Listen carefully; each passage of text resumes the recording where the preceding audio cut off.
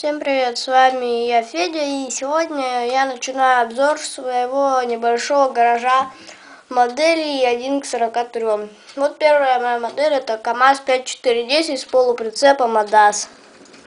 Вот, с длинным таким прицепом достаточно. Так, начнем, пожалуй, с модели.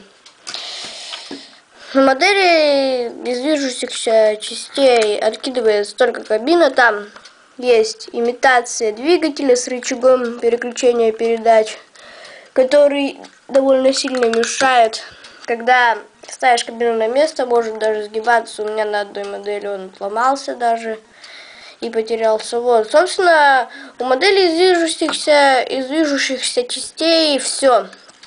Тут вот сзади ничего нету, никаких фар, хотя на настоящем КамАЗе, я помню, видел, тут должны быть небольшие такие тоже фары, но это ничего. Так, детализация довольно хорошая, вот это спальное место, не на всех моделях такое есть.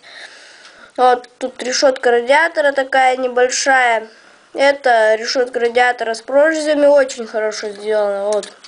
Колесо тоже довольно детализированное, не знаю, видно вам или нет, вот. Днище тут просто как вылиты все детали, отлиты. Карданные валы, вот этот двигатель тут идет, тоже карданные валы, мосты.